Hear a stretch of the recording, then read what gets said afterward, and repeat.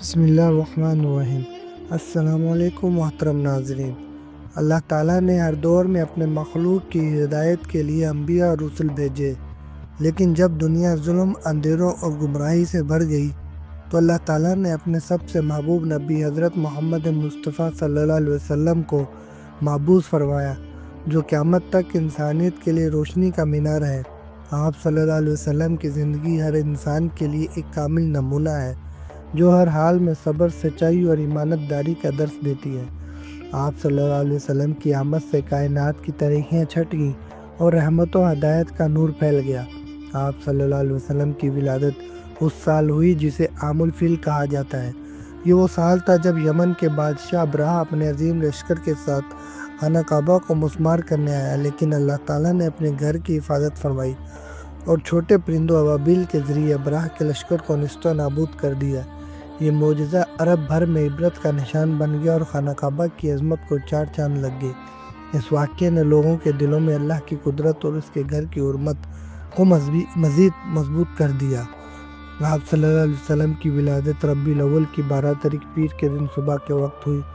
اس مبارک دن مکہ کی فضا میں ایک عجیب سی نورانیت اور سکون تھا۔ آپ صلی اللہ علیہ وسلم کے والد کا نام عبداللہ بن عبد المطلب اور والدہ کا نام آمنہ بنت وہب تھا۔ آپ صلی اللہ علیہ وسلم کی پیدائش سے پہلے ہی والد کا انتقال ہو گیا۔ اس طرح آپ صلی اللہ علیہ وسلم یتیم کی حیثیت سے دنیا میں تشریف لائے۔ اللہ تعالیٰ نے آپ صلی اللہ علیہ وسلم کے بچپن سے ہی انسانوں کو یہ سبق دیا کہ یتیمی کمزوری نہیں بلکہ اللہ کی رحمت اور قرب کی علامت ہے۔ مورخین روایت کرتے ہیں کہ آپ صلی اللہ علیہ وسلم کی ولادت کے وقت غیر معمولی نور اور برکتیں ظاہر ہوئی۔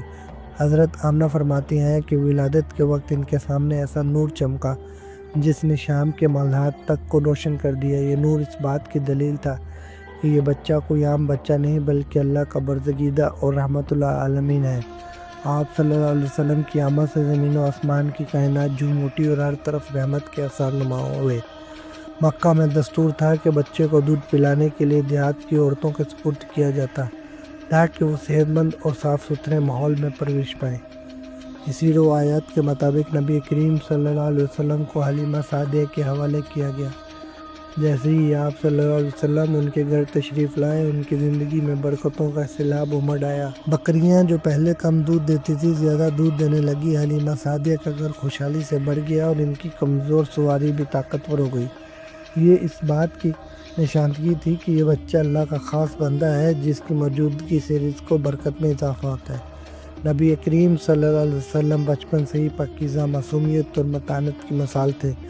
جب دوسرے بچے کھیل کود میں مشغول رہتے، آپ صلی اللہ علیہ وسلم ہمیشہ وقار اور ادب کے ساتھ رہتے۔ آپ صلی اللہ علیہ وسلم کی طبیعت میں ایک فطری سنجیدگی اور پاکیزگی تھی جو ہر دیکھنے والے کو متاثر کرتی۔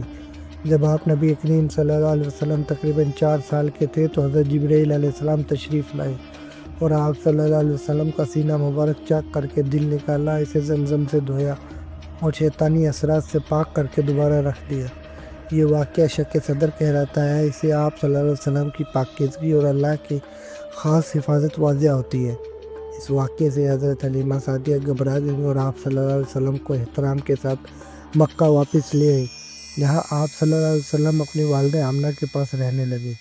6 سال کی عمر میں حضرت آمنہ آپ صلی اللہ علیہ وسلم کو اپنے رشتہ داروں سے ملاقات کے لیے یثرب یعنی مدینہ لے گئیں۔ واپسی پر مقام ابواء میں وہ بیمار ہوئیں اور انتقال کر گئیں، جس سے آپ صلی اللہ علیہ وسلم ماں کے سائے سے بھی محروم ہو گئے۔ اس وقت آپ صلی اللہ علیہ وسلم کی عمر صرف 6 سال تھی، لیکن اللہ تعالیٰ نے ہر مشکل حالات میں آپ صلی اللہ علیہ وسلم کی حفاظت فرمائی۔ والدہ کے انتقال کے بعد آپ صلی اللہ علیہ وسلم اپنے دادا عبد المطلب کی کفالت میں آئے۔ عبد المطلب آپ صلی اللہ علیہ وسلم سے بے پناہ محبت کرتے تھے۔ وہ خانہ کعبہ کے قریب اپنی مسنت پر بیٹھتے جہاں کوئی اور بیٹھنے کی جرأت نہ کرتا، لیکن جب آپ صلی اللہ علیہ وسلم وہاں تشریف لے جاتے تو خوشی سے کہتے، اسے بیٹھنے دو، یہ بچہ عظیم مقام پائے گا۔ آپ صلی اللہ علیہ وسلم کی عظمت کی جھلک ان کے بچپن سے ہی نمایاں تھی۔ آپ صلی اللہ علیہ وسلم 8 سال کے ہوئے تو دادا عبد المطلب کا بھی انتقال ہو گیا۔ اس کے بعد آپ صلی اللہ علیہ وسلم کی کفالت چاچا ابو طالب نے سنبھالی۔ ابو طالب اگرچہ غریب تھے لیکن آپ صلی اللہ علیہ وسلم سے بے حد محبت کرتے تھے۔ انہوں نے ہر مشکل وقت میں آپ صلی اللہ علیہ وسلم کا ساتھ دیا اور بعد میں قریش کی شدید مخالفت کے باوجود آپ صلی اللہ علیہ وسلم کی حفاظت کی۔ بچپن میں آپ صلی اللہ علیہ وسلم نے بکریاں چرائیں۔ یہ کام ظاہر معمولی تھا، لیکن اس سے آپ صلی اللہ علیہ وسلم نے صبر، ذمہ داری اور قیادت کے اصول سیکھے۔ یہ آپ صلی اللہ علیہ وسلم کی تربیت کا حصہ تھا، جو آگے چل کر امت کی رہنمائی کے لیے ضروری تھا۔ کھیل کود میں آپ صلی اللہ علیہ وسلم کی طبیعت دوسرے بچوں سے مختلف تھی۔ جہاں دوسرے بچے جھگڑوں اور شور شرابے میں مغر رہتے، آپ صلی اللہ علیہ وسلم ہمیشہ سکون و وقار کے ساتھ رہتے۔ چھوٹی عمر سے ہی آپ صلی اللہ علیہ وسلم کی سچائی اور امانت داری مشہور تھی۔ آپ صلی اللہ علیہ وسلم نے کبھی جھوٹ نہ بولا، کبھی دھوکہ نہ دیا۔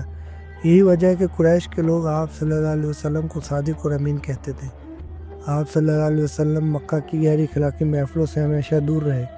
اللہ تعالیٰ نے آپ صلی اللہ علیہ وسلم کو ہر قسم کی برائی سے محفوظ رکھا۔ آپ صلی اللہ علیہ وسلم غریبوں، یتیموں اور کمزوروں کے ساتھ نرمی اور محبت سے پیش آئے، کبھی کسی پر ظلم یا زیادتی نہ کی۔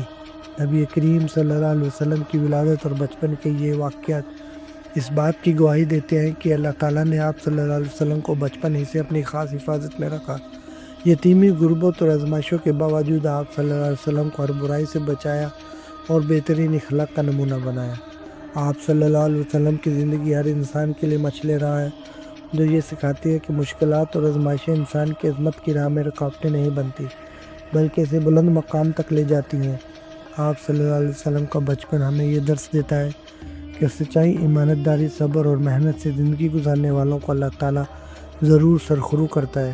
آپ صلی اللہ علیہ وسلم کی سیرت پاک ہر دور کے انسانوں کے لیے ایک کامل نمونہ ہے، جو ہمیں ہر مشکل حالات میں اللہ پر بھروسہ اور اچھے اخلاق کی تلقین کرتے ہیں۔